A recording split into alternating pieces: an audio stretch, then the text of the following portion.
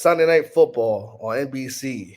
Hey, you knew exactly what I was gonna say. Yo, I was saying that shit early days. Sunday night football, Bengals at Giants is the quote unquote best on TV.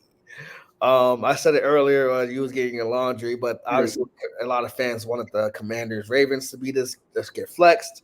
It's too early to flex games, and also CBS said, haha, fuck no, because that's our game of the week.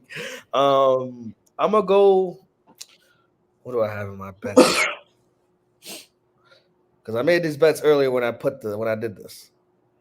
Ah, you going with the upset, aren't you? I can't disclose that. So. I'm going with Giants plus 3.5. Okay. Um, I think that the Giants, contrary to what people might say, their offense has not been offensive. They've been able to move the ball effectively on a lot of teams. It's the downside to it is just that sometimes, like last week, it worked where they ended up scoring touchdowns and not settling for three. Versus the Cowboys, where 5 great drives, all in field goals. It's like, damn, like you got one of them has to be a touchdown. The Bengals defense is bad. Bad vibes, bad vibes. Now, the Giants, they have a great pass rush.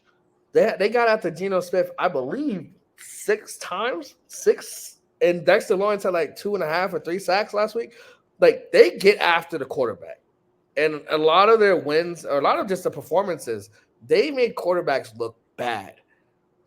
Start again. The first one that comes to mind is Deshaun Watson, but that's just a product of him being bad. But they get after the quarterback. They're opportunistic on defense. They play together, and I think that yes. And Matt said this quote, and I'm gonna read it off verbatim what he said. He said, "I'm concerned for your support." And then Shabazz was like, "What do you mean?" He's like, "Whenever we go or get outside of expectations, we fold." And I'm not. The Giants aren't expected to win this game. Again, Bengals are favored by 3.5. But when it comes to fuck around and see what happens type shit, I think Danny Dimes isn't bad. He's not great, but and I went on this giant rant about quarterbacks and but the biggest thing is consistency.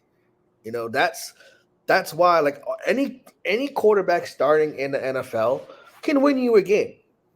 Can genuinely everything the stars align can win you a game, can win you 2 games, right? But what separates the bad from the mid from the good, and good to great is consistency, right? You could be perfect for a drive, a quarter, a game. Hell, Jared Goff was perfect for a game or 2 games. Derek Carr was fantastic for 2 games.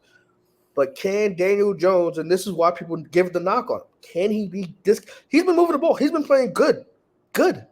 That's all the Giants need him to do. They don't need him to be elite. But if he wants to prove why he got the contract, start racking up the quality wins. I'm not saying the Bengals are a quality opponent because they're 1-4, but as I mentioned with the Texans, they're 1-4. They've lost to the Kansas City Chiefs 1 possession, Baltimore Ravens 1 possession, the Commanders 1 possession. Like three of those losses were by 1 possession. Yeah, they lost to the Patriots, but that's ugly. But 3 of their 4 losses came from teams that like, oh shit, Chiefs are undefeated. Oh shit, Ravens are fantastic. And MV3 for Lamar Jackson is the rallying cry for Baltimore. And the Commanders are 4-1. So the Bengals are not a bad team. I got the Giants plus 3.5. I'm sorry I'm long-winded about it. I got the Giants to take care of business at home, or at the very least, cover. I got the Giants 3.5 as well.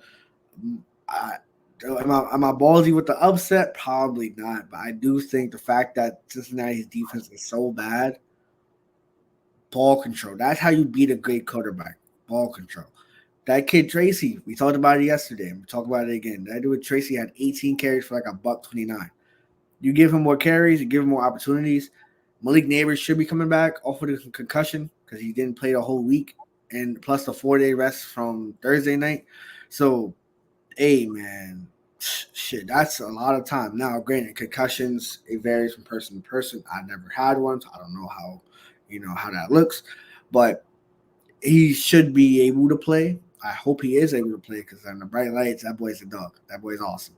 And then the defense is just they're getting better. They're getting better and better every week and gaining momentum. And I wouldn't be surprised if because you can they got Joe Burrow, Jamar Chase, T. Higgins, but they still have no running game. So if you're gonna pass it for 50 times or 30 times, 45, whatever, you're gonna get that's Lawrence is gonna get home. Brian Burns and I don't think Kayvon Thibodeau's playing. Maybe I think he's injured. I gotta look. I mean, it's not my team. So I don't know, but there's definitely avenues to beat the Bengals, especially if you settle for touchdowns and not field goals. But to their credit, they were cooking Seattle. Like without that fumble six, like in the first drive, like they score in the first drive. Yeah. So besides that, it's like the Giants, dare I say, the best team in New York is what it looks like. Like, I'm not ballsy enough to call it a full upset, but 3.5, I definitely think it's possible.